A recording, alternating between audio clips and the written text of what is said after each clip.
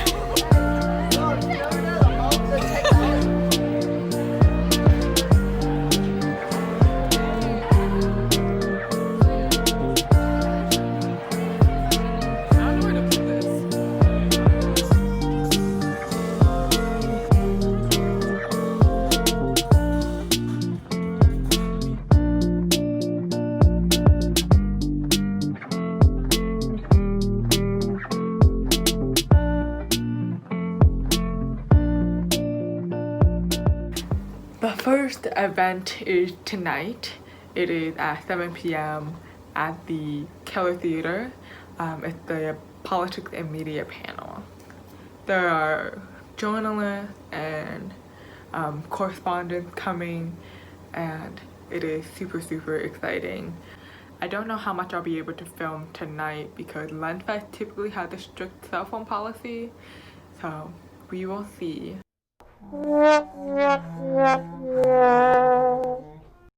I'm super excited about this weekend, and I hope you guys are as well. I will see you whenever I see you. Thank you.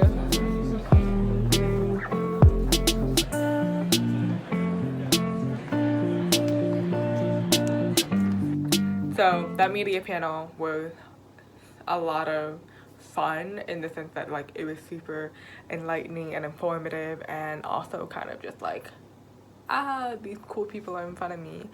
But tomorrow I have to wake up, I don't know how early, because I have to walk all the way to where the parade is going to be, where we're starting, and we have to be there by 8 a.m. We're dressing like cowboys or cowgirls, so we're really leaning into the Wild West stereotype of Arizona. Other than that, this is going to be a very hectic weekend. And now I will see you tomorrow morning, or for you, it will be like 5 seconds. Okay, see you.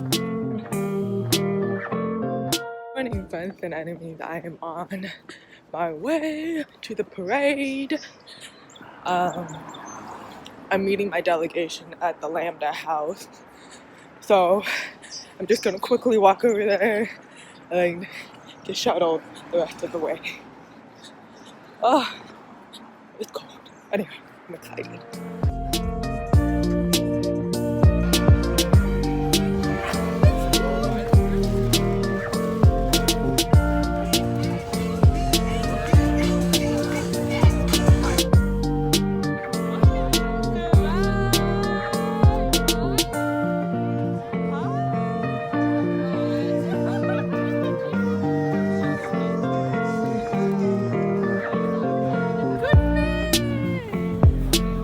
No!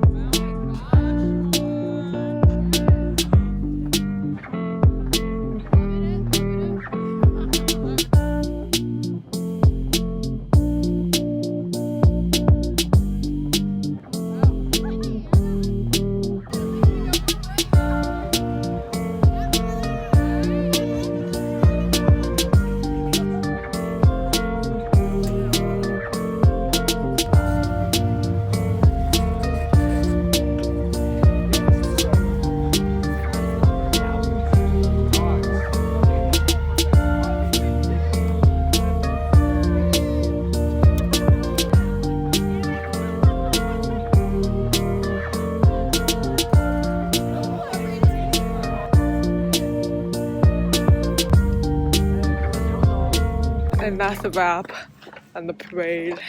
My hands are so cold. My feet are really cold as well. I took a box because we had extras and I love it as an iced tea. So I'm gonna head back to my dorm, eat something, and then head to Labor to grab my lanyard. I did not know that we were supposed to pick them up at Labor. Whoops.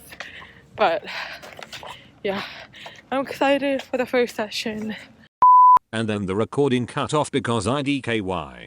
But now, MockCon weekend is in full swing.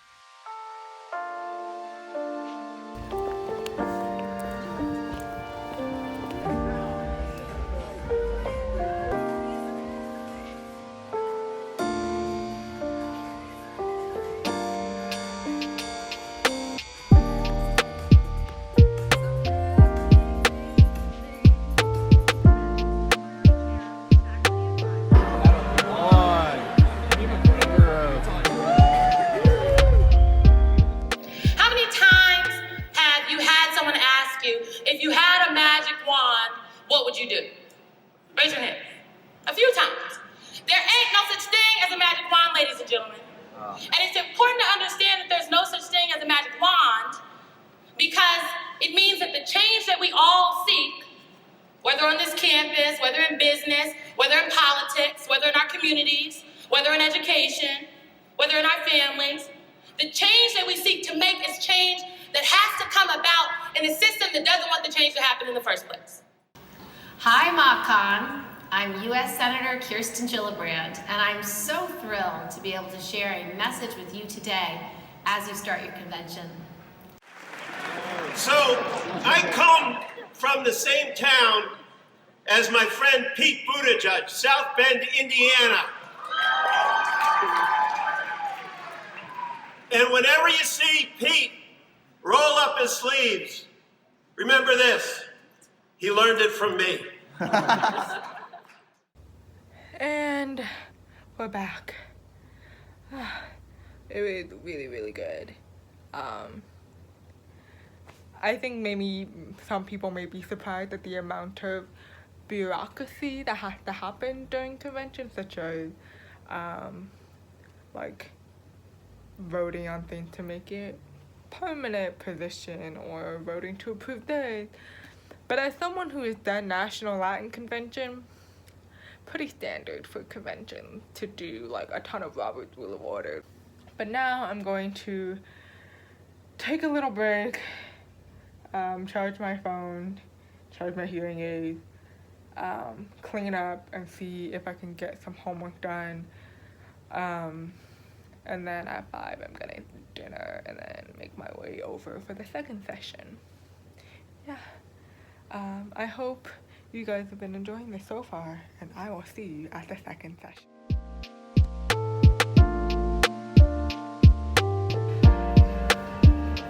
That my dearly beloved husband and I decided that I could spend Valentine's Day with you instead. I've been asked to come to you today to talk about the election and more specifically immigration reform.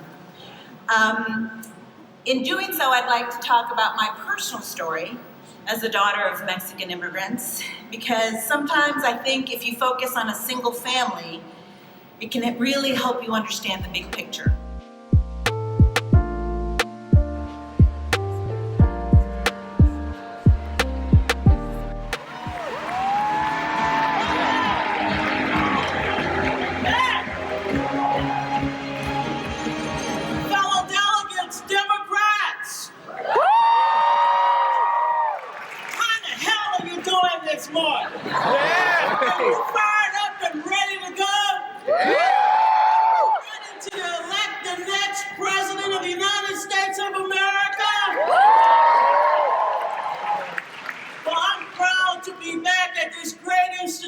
This is not my first trip to Lexington. In fact, it's my third trip.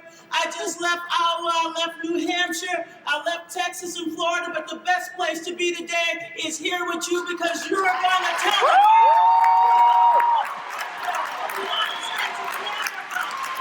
All right. That if you vote, we win. And When I say we, I'm not just referring to Democrats, I'm referring to Americans. We win.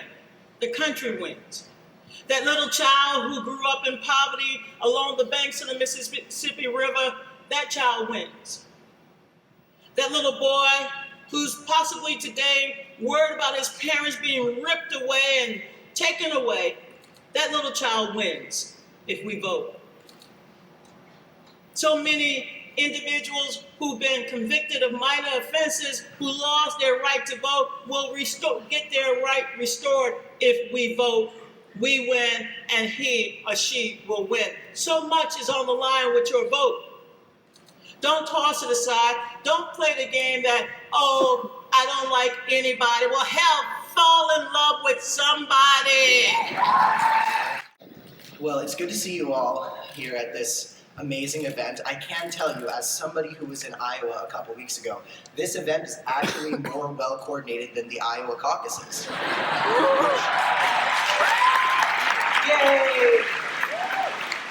I'm telling you, everybody, democracy is literally a sitcom, and it is ridiculous. Because one thing you'll notice when you're out on political campaigns and when you're out doing student advocacy and professional advocacy, everybody in every political circumstance in the history of the country, from the bottom level organizers to the people in office, it's just, they're all weird. Everybody's so bizarre because nobody wants to be involved with politics unless something is fundamentally wrong with them. And that's why I'm here to speak to you today. Hey everybody, what's up? My name is Cameron.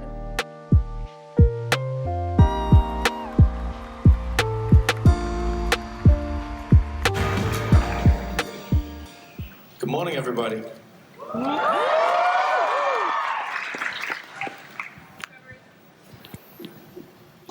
Funny? I'm like, no, not really, but that's why I use comedy.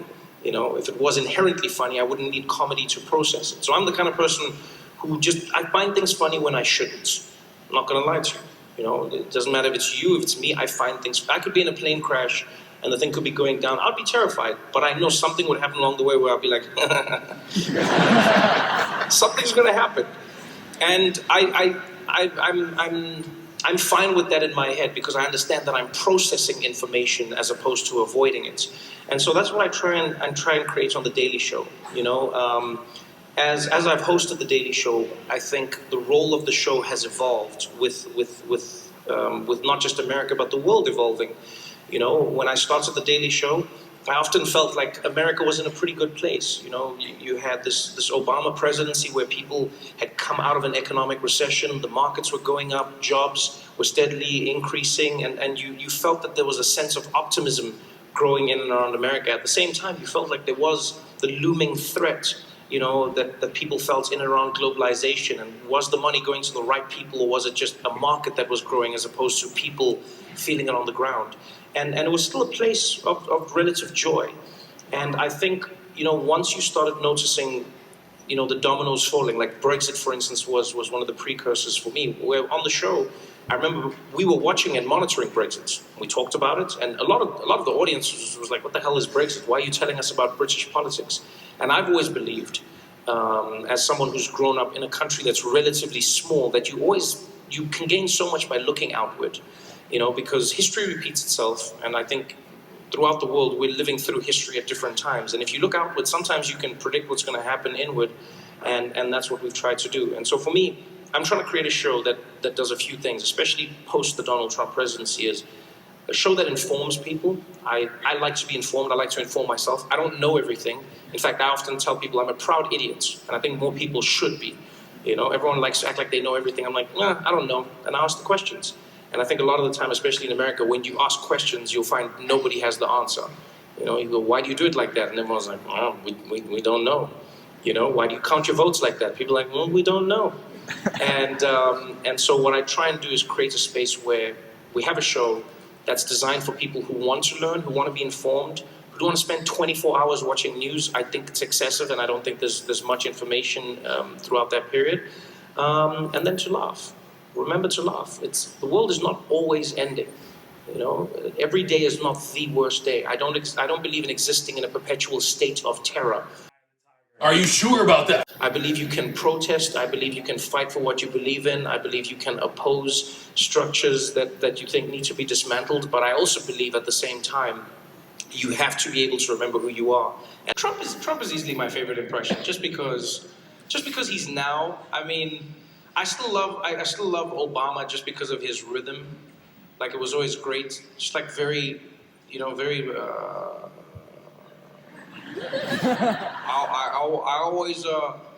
always enjoy as Americans how the president would think about every single word. You never knew whether he was done or not. This was amazing, man. Thank you so much for this. Thank you.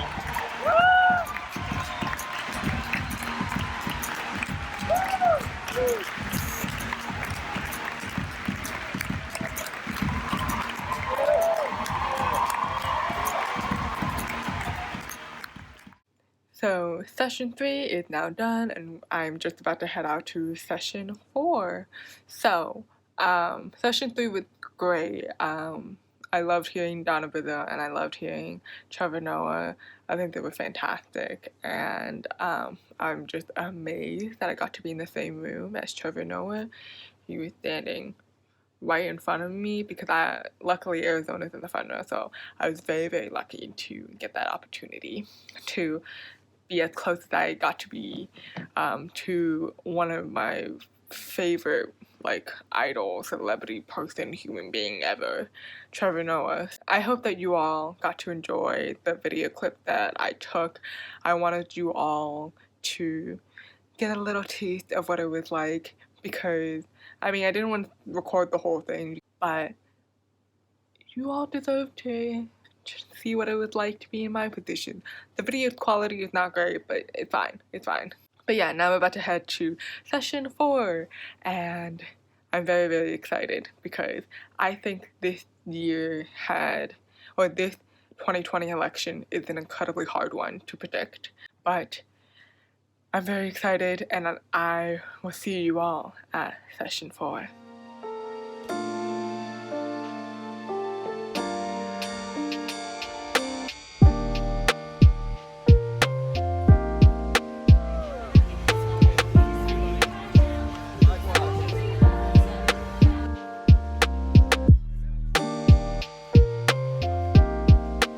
I will tell you, this is an amazing semblance of what it's like to be in one of those great halls, with the exception of the fact it is extremely noisy.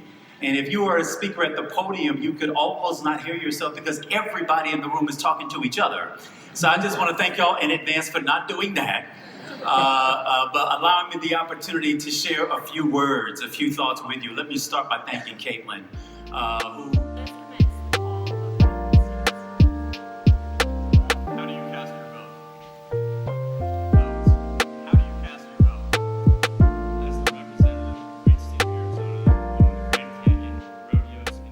Musical genius Nelly, the greatest brewery on the face of the earth, Anheuser-Busch Brewery, and home of Super Bowl champions Kansas City Chiefs and reigning Stanley Cup champions St. Louis Blues. We give 1 delegate to Senator Warren, 2 delegates to Mayor Buttigieg, 5 delegates to Mayor Bloomberg, 26 delegates to Vice President Biden, and 34 delegates to our own President, Senator Bernie Sanders. District. Just wanted to wish you all luck today. Happy convention. Hello, everyone, and welcome to the Mock Convention of 2020.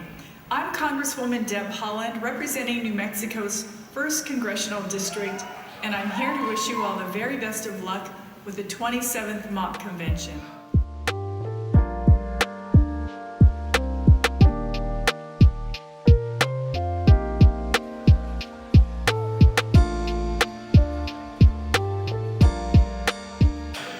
$1,237 votes for Vice President Biden.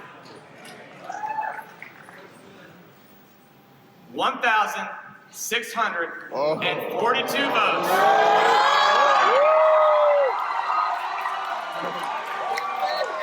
For Senator Sanders. Being that no candidate has reached the necessary threshold of 1,991 pledged delegates to attain a majority, the nomination for president will now proceed to a second ballot.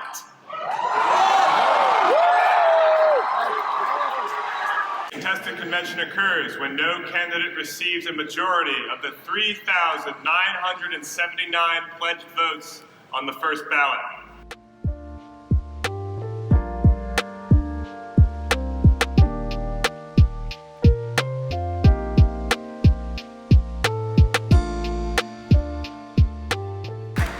Mock convention. It's now time to officially nominate the 2020 Democratic candidate for President of the United States. Are you ready to find out who will be the next President of the United States?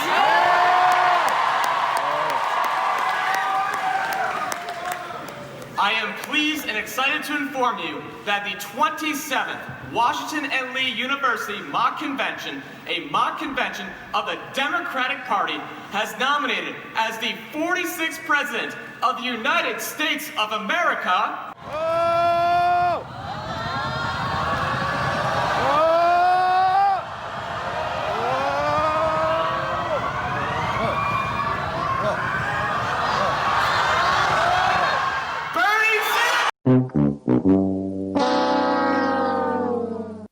To be fair, a lot has happened between our mock-con in February and the actual DNC in August.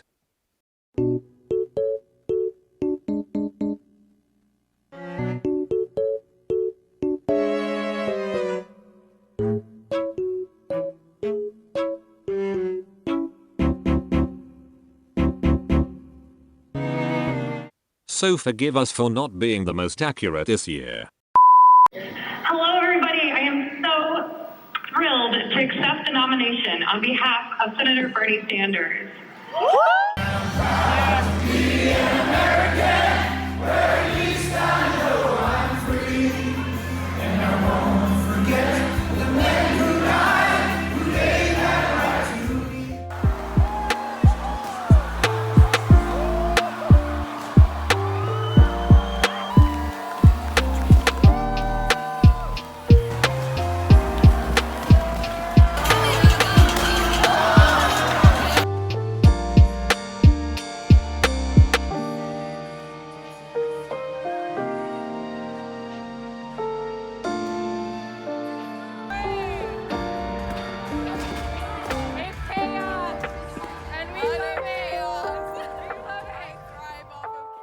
Good morning, friends and enemies. It is the day after mock convention weekend. This is so much fun, and I hope you guys got to see that through this vlog. Also, if you have any comments or questions about the mock convention or what it's like, or Washington and Lee University in general, feel free to leave them down below and I will try to get to you as quickly as possible. Thank you all so much for watching, and I will see you all later. Bye!